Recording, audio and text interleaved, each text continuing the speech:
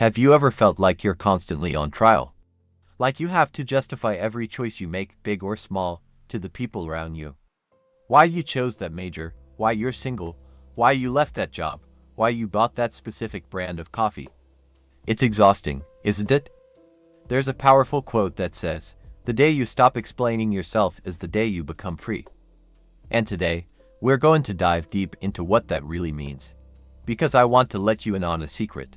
You don't need anyone's permission to change, to grow, or to simply be who you are. Let me tell you a story about a friend of mine. Let's call her Sarah. For years, Sarah was the ultimate people pleaser. She was a lawyer because her parents expected it, even though her heart was in art. Every decision was filtered through a lens of what will they think. When she finally decided to leave her high-paying law job to open a small art gallery, the world seemed to implode. Her parents were disappointed, her friends were confused, and her colleagues thought she was crazy. For the first few months, she spent all her energy justifying her choice. She'd have long, draining phone calls with her mom, explaining the business plan over and over. She'd write lengthy social media posts about following your passion, almost as if she were trying to convince herself as much as everyone else. She was miserable, not because she regretted her decision, but because the weight of everyone else's approval was crushing her. One day, she just stopped. Someone asked her why she quit law, and instead of launching into her usual defense, she just smiled and said, "Because it makes me happy." That was it. The conversation ended. And in that moment, Sarah felt a profound sense of peace. She realized she didn't owe anyone a dissertation on her own life. The peace she was looking for wasn't in their understanding, it was in her own self-acceptance. This need to over-explain often comes from a deep-seated place. For many of us, it starts in childhood. We're taught to explain ourselves to parents and teachers to avoid getting into trouble. "Why did you do that?" becomes a question we have to answer perfectly to be seen as good. We learn that external validation equals safety and approval. This pattern follows us into adulthood. We seek approval from our bosses, our partners, and our friends. Our self-worth gets tangled up with what other people think of us. We become addicted to that little hit of dopamine we get when someone says, "Oh, okay, that makes sense." We start believing that our choices are only valid if they can be successfully defended in the court of public opinion. Think about it. When you change your mind, when you set a new boundary, when you decide to walk a different path, do you feel an immediate wave of guilt? That's what I call boundary guilt. It's that feeling that you are letting someone down or being difficult simply by having your own needs. Let's say you decide you need a quiet weekend to recharge. You tell your friends you can't make it to the party. The immediate follow-up question is, why not? And you feel this intense pressure to come up with a good enough reason. Not just "I don't feel like it," but something concrete and justifiable, like being sick or having a prior commitment. Why? Because "I need to rest" doesn't feel like a valid excuse. We haven't been taught that our own well-being is a sufficient reason. This is where the journey to freedom really begins. It starts with building inner confidence.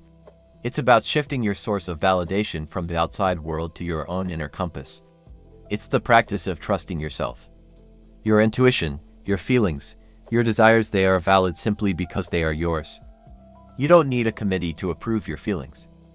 You don't need a focus group to validate your dreams. True confidence isn't loud and boastful. It's quiet. It's the calm assurance that you know what's best for you, even if no one else on the planet understands it. It's the ability to say no without a 5-page explanation. It's the power to say yes to something that terrifies you, because your inner voice is telling you it's the right move. So how do we get there? How do we break the cycle of over-explaining and approval-seeking? It's a practice, not an overnight switch. Start small. The next time someone questions a minor choice you make, what you're eating for lunch, the movie you want to see, try giving a simple, short answer. Because I like it. Or because I wanted to. Notice the discomfort that might come up. That's the addiction to external validation talking. Breathe through it. Acknowledge the feeling, and let it pass without giving in to the urge to elaborate. A powerful tool here is the phrase, "I don't need to explain myself." You can say it to yourself silently. When you feel that pressure to justify your existence, just repeat that mantra in your head. It's a reminder that your autonomy is not up for debate. Another key step is to get clear on your own values. When you know what truly matters to you, what your guiding principles are, it becomes much easier to make decisions that align with them. And when your actions are aligned with your core values, you'll feel less of a need to seek approval from others. Because you are living in integrity with yourself. You are your own primary source of validation. This leads to what I call quiet freedom. It's not a loud declaration of independence. It's a subtle, internal shift. It's the peace that settles in your soul when you realize you are the sole authority on your own life. It's enjoying a hobby without needing to be good at it or monetize it. It's ending a relationship that isn't right for you without needing to villainize the other person to justify it. It's simply living, breathing, and making choices from a place of authenticity. You move differently. You're calmer. You're more present because you're not constantly running mental scripts of how you're going to explain your next move. The core lesson in all of this is that true freedom begins the moment self-trust replaces the need for approval. Your life is your story to write. You don't need to submit your drafts to an editing committee. The people who truly love and respect you will support you, even when they don't fully understand your choices. They will trust your judgment.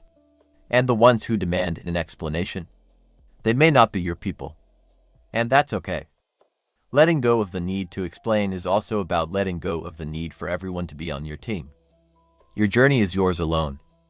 So, I invite you to try it. The next time you feel the urge to launch into a long-winded justification for a choice you've made, take a pause. Take a breath. Ask yourself, who am I trying to convince? Them or me? If the answer is them, try offering a simple, honest, and short response instead. This is what works for me right now. I've decided to try something different. I'm happy with my choice. You might be surprised at how liberating it feels. You are not a puzzle to be solved by others.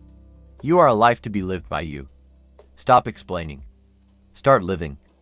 You don't need permission to be free. Thank you so much for spending this time with me today. If this message resonated with you, I'd be so grateful if you'd like this video and subscribe to the channel for more content on living an authentic and empowered life. Drop a comment below and tell me one thing you're going to stop explaining. I'd love to hear from you. Until next time, take care.